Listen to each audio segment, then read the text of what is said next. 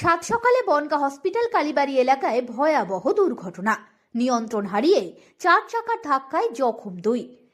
তবু বলছি যে ওই ভদ্রমহিলা গাড়িটা চালাচ্ছিল, ইঞ্জিন মার পাইছে, এত ধোঁয়া মেরেছে, ও চৌকি মকি লেগে ও ব্রেক মারার বদলে অ্যাক্সেলেটারে পা চলে গেছে। মহিলা গাড়িটা কোন দিক থেকে কোন দিকে যাচ্ছে? এদিক থেকে মনে আসছিল, তাই না? এদিক থেকে আমি যেটুকু শুনেছি। তারপরে কিসে কিসে ধাক্কা মারলো? তারপরে সাইকেল, মোটর সাইকেল, আরো একটা ভদ্রলোকের লেগেছে মা চালাতে। সাত সকালে বনগাঁ হসপিটাল কালীবাড়ি এলাকায় ঘটে গেল ভয়াবহ পথ দুর্ঘটনা। নিয়ন্ত্রণ হারিয়ে একটি চার চাকার গাড়ি প্রথমে সজোরে ধাক্কা মারে একটি বাইকে, এরপর সামনে থাকা এক মাছ বিক্রেতার সাইকেলে।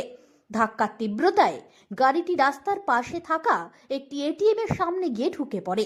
এই ঘটনায় গুরুতর জখম হন ওই মাছ বিক্রেতা।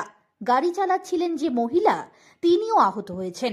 দুর্ঘটনার পর স্থানীয়রা দ্রুত দুজনকে উদ্ধার করে বনগাঁ মহকুমা হাসপাতালে নিয়ে যান চিকিৎসার জন্য। ঘটনাকে ঘিরে এলাকায় চাঞ্চল্য ছড়ায়। দুর্ঘটনার কারণ খতিয়ে দেখছে পুলিশ। বাংলার গণতন্ত্র, সত্যের পথে, বাংলার সাথে। সব খবর সবার আগে পেতে নজর রাখুন বাংলার গণতন্ত্র।